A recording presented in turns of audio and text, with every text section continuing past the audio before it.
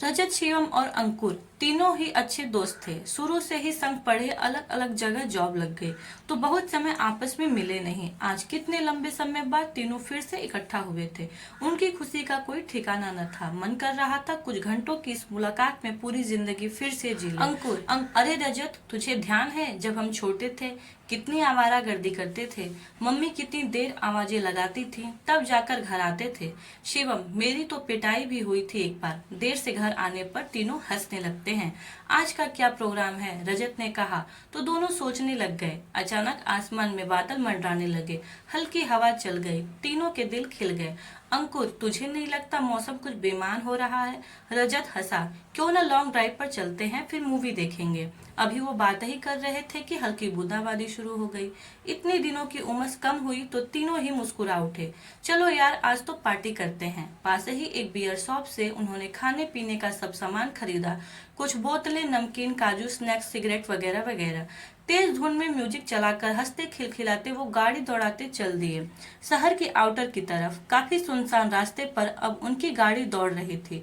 तीनों को हल्का सुरूर छाने लगा था। जब गाड़ी जंगल में पहुंची, उन्होंने गाड़ी को कच्चे रास्ते पर रोककर खड़ा कर दिया और पेड़ों की तरफ बढ़ गए। वहां का प्यारा मौसम उन्हें मदमस्त कर रहा था। काफी देर मस्ती करते रहे कि अचानक बारिश बहुत तेज हो गई।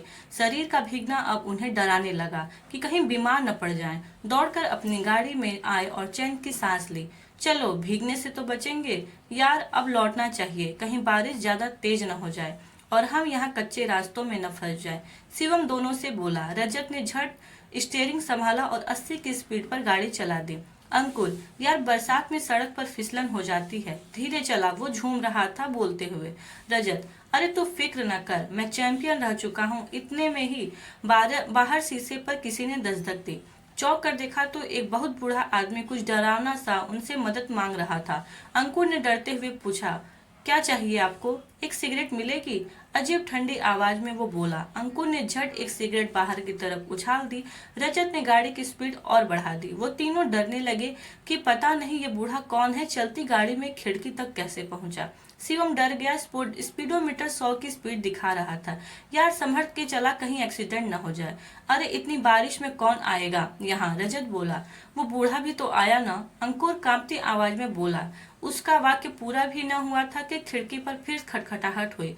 तीनों ने देखा, वो बूढ़ा फिर था। लाइटर मिलेगा क्या?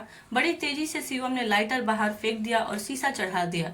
वो बूढ़ा कितनी बार आएगा? वो तीनों पूरी तरह डर चुके थे। स्पीड बढ़ाए जा रहे थे, आपस में डर से सिमटे जा रहे थे। बारिश अपनी पूरी रवानी में थी। सड़क के दोनों ओर बड़े बड़े पेड़ थे, उनसे गिरती पानी की धार चौड़ी होती जा रही थी। बादल और गहरा रहे थे। दिन के वक्त ही मानो रात हो गई थी। पानी की तड़तड़ और बिजली की चमक वातावरण को डरावना बना रही थी। इस बार वो तीनों मूर्छित होते बचे जब खिड़की के दरवाजे पर फिर आहट हुई, खट खट। तीनों लज्जती निगाहों से उधर देखा। वो बूढ़ा फिर था। अब क्या चाहिए? वो कमजोर आवाज में पूछे। आपकी गाड़ी गड्ढे में फंसी है, कुछ मदद चाहिए क्या आपको? वो बूढ़ा बोला। बेचारा बहुत देर से उन तीनों को देख रहा था। वो स्पीड दिए जा रहे थे गाड़ी को और वो वहीं घुर घुर कर तो दोस्तों, आज की कहानी थी बिना सब जाने आप कैसे डर जाते हैं उसके बारे में। यदि आपको मेरा वीडियो अच्छा लगा तो प्लीज मेरे वीडियो को लाइक करिए, मेरे चैनल को सब्सक्राइब करिए। Thank you.